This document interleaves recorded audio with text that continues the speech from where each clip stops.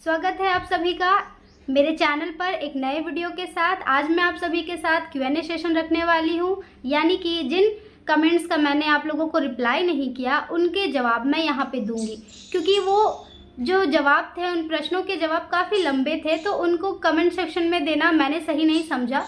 तो आज मैं आप सभी के साथ उन सारे प्रश्नों पर डिस्कशन करूंगी और एग्जैक्टली जो है मैं आप सभी के साथ शेयर करने की कोशिश करूंगी।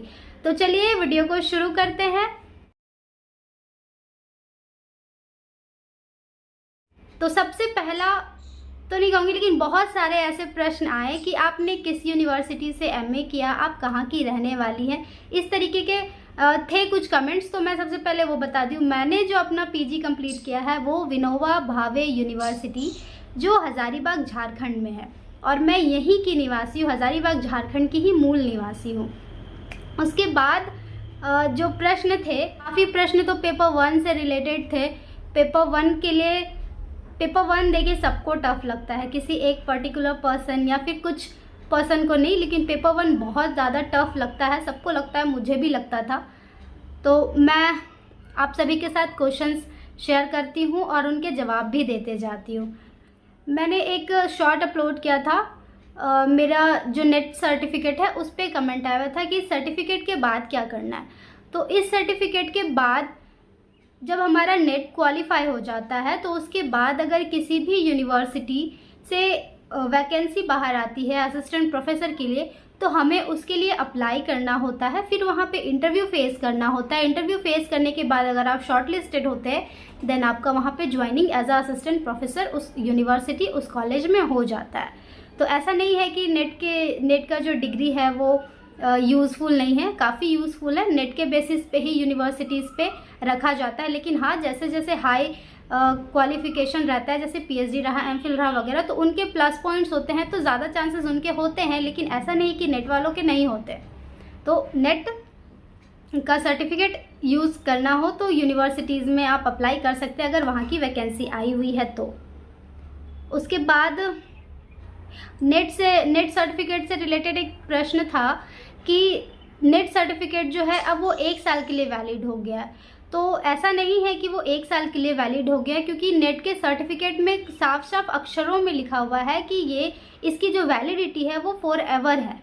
अब जून वाले एग्ज़ाम के बाद ही पता चल पाएगा कि उसकी वैलिडेशन कम हुई है कि नहीं हुई है, लेकिन अभी तक तो मुझे ऐसा नहीं पता है कि उसकी वैलिडेशन में कोई अंतर आया है। लेकिन हाँ, अभी तक जितने भी सर्टिफिकेट्स हैं नेट के, उनमें सब में नेट का जो सर्टिफिकेट है उसकी वैलिडिटी फॉर एवर है।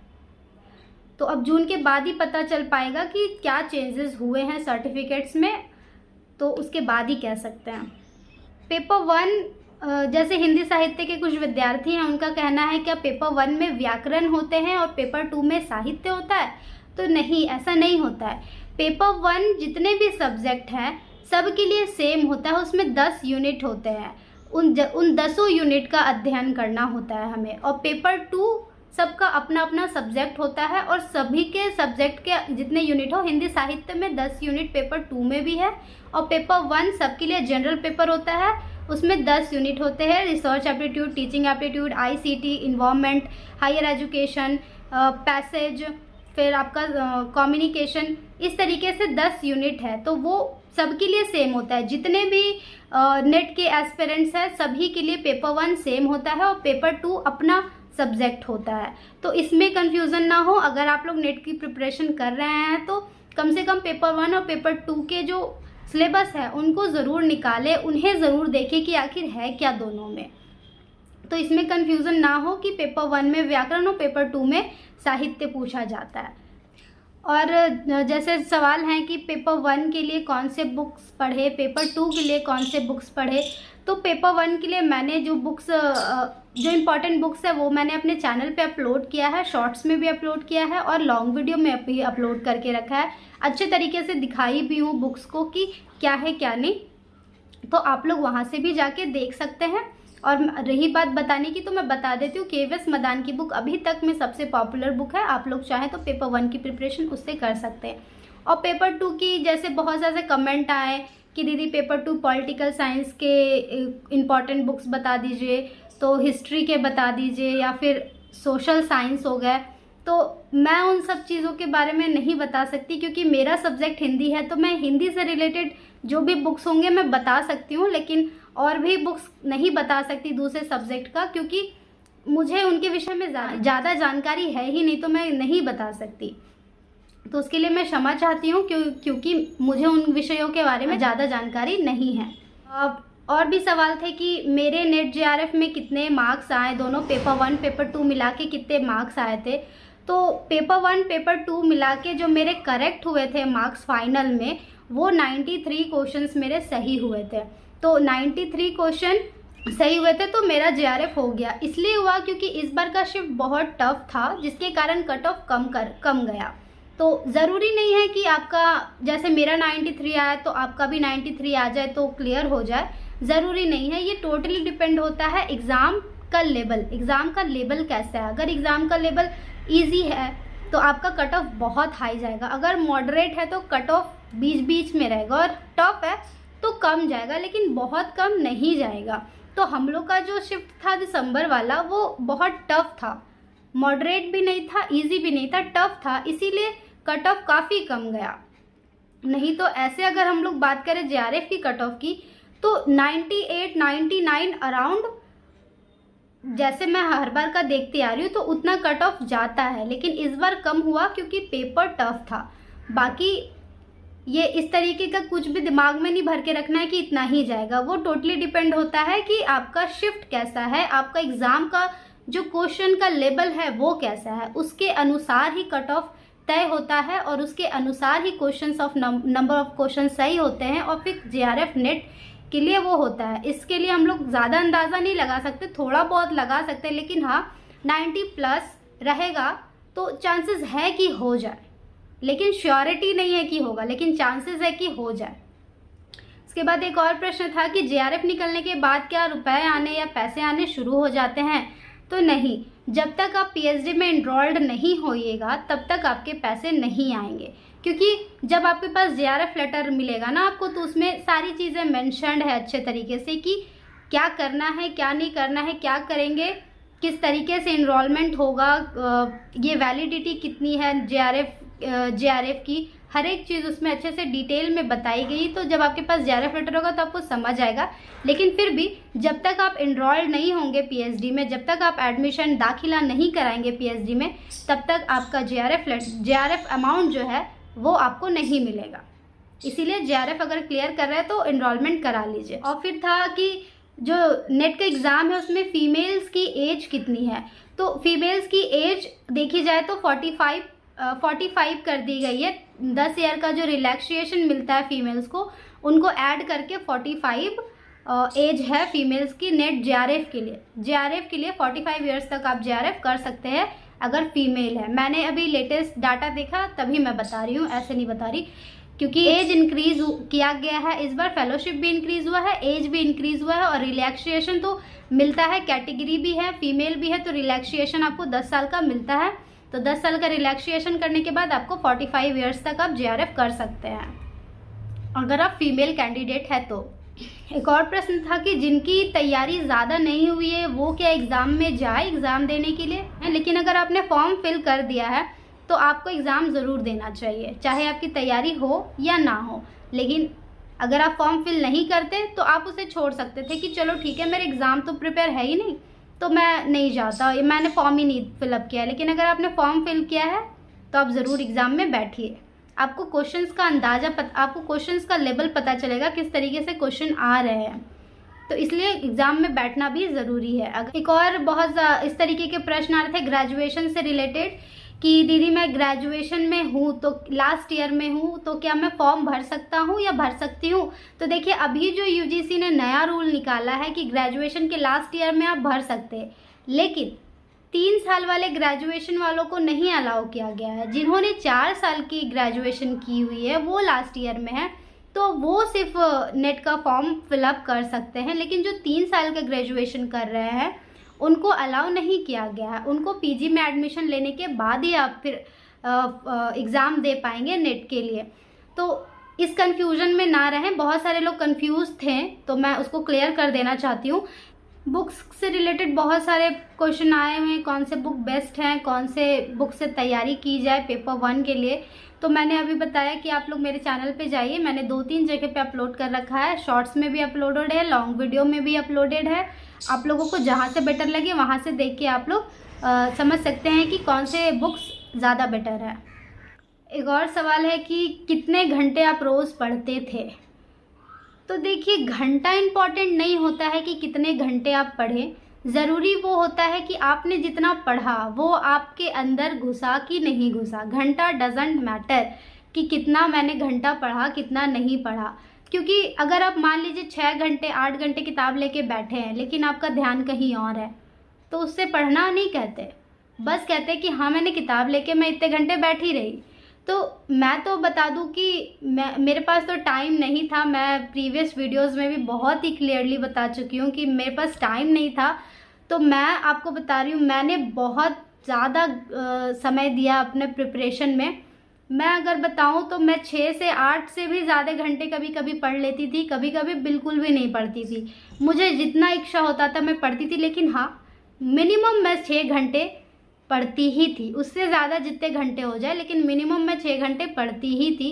देखा जाए तो दिन भर हाथ में कॉपी किताब ही रहते थे, लेकिन फिर भी पढ़ना समझना ज़रूरी होता है, तो मिनिमम 6 घंटे तो पढ़ना ही चाहिए। ऐसा नहीं है कि एक बार बैठ गया तो 6 घंटे बैठ ही गए, वैसा नहीं।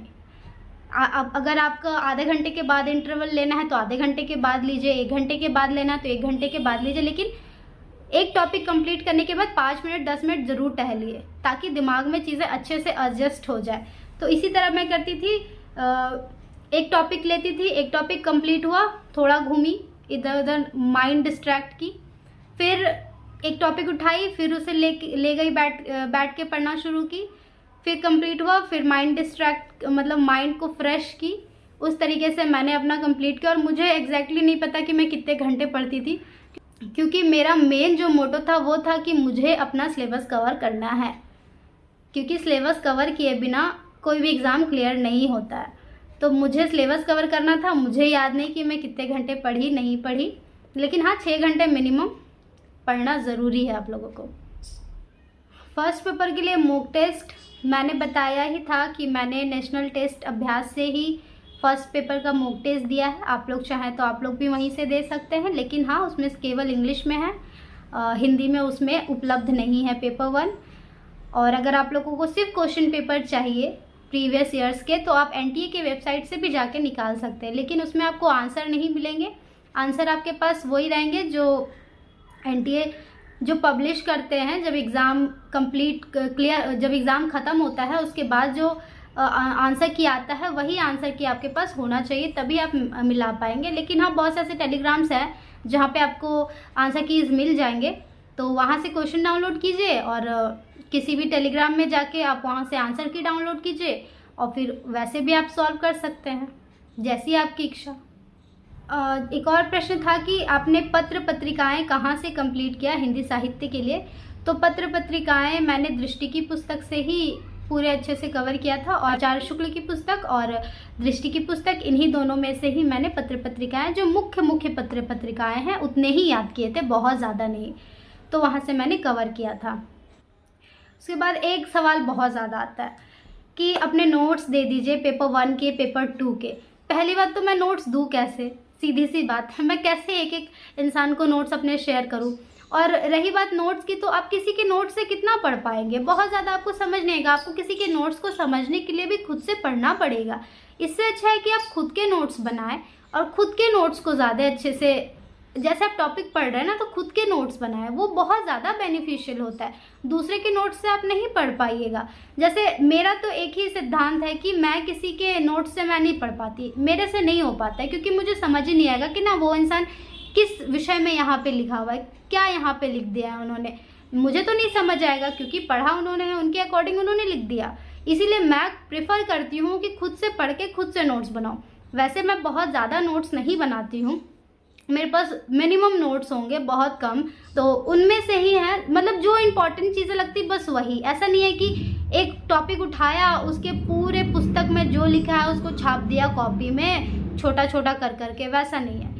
मुख्य चीज़ें, सिर्फ मुख्य चीज़, उससे ज़्यादा कुछ भी नहीं। मेरे पास बहुत नोट्स नहीं है, एक मेरे पास कॉपी है सिर्फ, वो भी मेरी पूरी नहीं भरी नोट्स बनाने वक्त, क्योंकि मैंने बहुत ज़्यादा नोट्स प्रेफर ही नहीं किया। मैं बहुत ज़्यादा याद करने में ही, प्रैक्टिस करने में ही विश्वास करती हूँ, बहुत ज़्यादा नोट्स बनाने में विश्वास नहीं करती हूँ।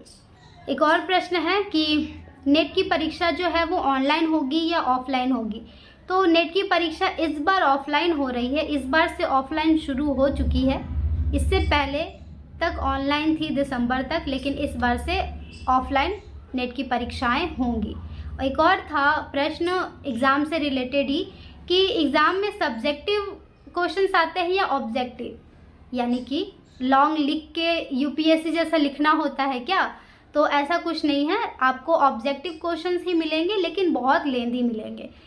आजकल पैटर्न इतना ज़्यादा चेंज हो गया है कि आपको बहुत ज़्यादा लेंदी लगेगा। ऑब्जेक्टिव प्रश्न ही होंगे, लेकिन समझने में थोड़ा टाइम लगेगा, लेकिन हाँ इतना है कि आराम से हो जाएगा। तो ये चीज़ अच्छे से क्लियर हो जाना चाहिए कि ऑब्जेक्टिव एग्ज़ाम ही होता है, सब्जेक्टिव एग्ज़ाम नहीं होता है। अभी तक तो सब्जेक्टिव नहीं हुआ है और आई होप कि ऐसा होगा भी नहीं, ऑब्जेक्टिव एग्ज़ाम ही अभी तक हो रहे हैं और इस बार जून में भी ऑब्जेक्टिव ही है।